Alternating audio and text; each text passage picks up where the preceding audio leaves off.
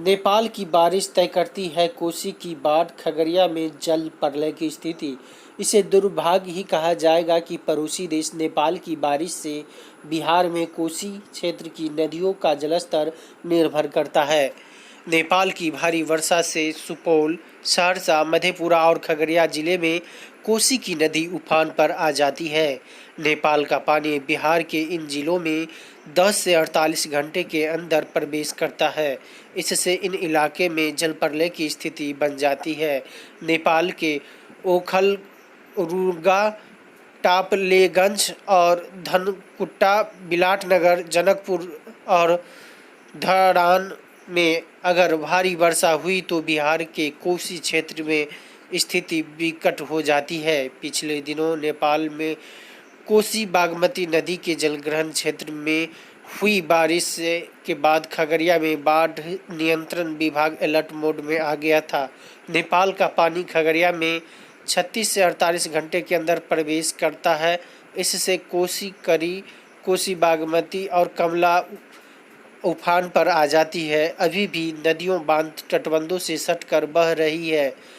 इस कारण से कोसी बागमती पर बने तटबंधों का और बांधों पर 24 घंटे नज़र रखी जा रही है। रिसाव की सूचना पर तुरंत मोबाइल एम्बुलेंस भेजकर नियंत्रण में की जाती है। फिलहाल नेपाल में भारी वर्षा की आशंका नहीं है।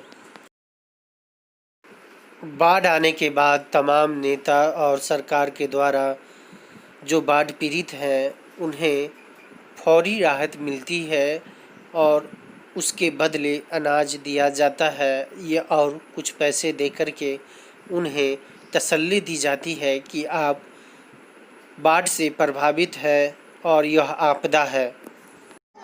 खुशी छी। कौन दिया है? पूनम देवी। पूनम देवी दिया है। क्या क्या चीज़ दिया है? आलू छे, चावल छे, दाल छे। चावल कितना? 5 किलो। आलू? एगो नमक का पैकेट छे। क्या नाम हो? क्या नाम हुआ? हमर बिमला देवी। दाल चाउर छे, मसाला छे। कौन? पूनम देवी। वही दिए हैं? हाँ। क्या नाम हुआ? जलसिया देवी। बाढ़ अंचल खगड़िया से मिली जानकारी के अनुसार फिलहाल नेपाल में भारी वर्षा की आशंका नहीं है। यह राहत की बात है कि बुधवार को बागमती जलग्रहण क्षेत्र से जनकपुर में 55 मिलीमीटर बारिश हुई है। कोसी के जलग्रहण क्षेत्र के ओखल, रुंगा में 2 मिलीमीटर से भी कम हुई है। वहीं टापलेगंज में 3 मिलीमीटर और धनकुट्टा में 2 मिलीमीटर से भी कम बारिश हुई है। नेपाल के जलग्रहण क्षेत्रों से जुड़ी नदियाँ जो ओखल, रुंगा से कोसी बहती है, टापलेगंज से कोसी बहती है, वहीं धनकुट्टा से कोसी बहती है, बिलाटनगर से कोसी और महानंदा बहती है, जनकपुर क्षेत्र से बागमती नदी बहती है। नेपाल में भारी वर्षा होने पर खगड़िया में कोसी, करई, कोसी, बागमती और कमला का जलस्तर बढ़ जाता है। इससे बाढ़ का प्रवण क्षेत्र में संकट गहरा जाता है। मालूम हो कि बागमती के दाएं भाग में तटबंध है और बाएं भाग खुला है।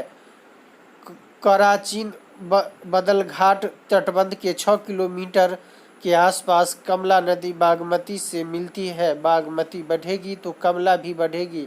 खगड़िया में ही सोनबरसा घाट के आसपास बागमती नदी कोसी से संगम करती है। फिलहाल खगड़िया जिले के सभी बांध तटबंध सुरक्षित है। 24 घंटे बांध और बांधों की निगरानी की जा रही है।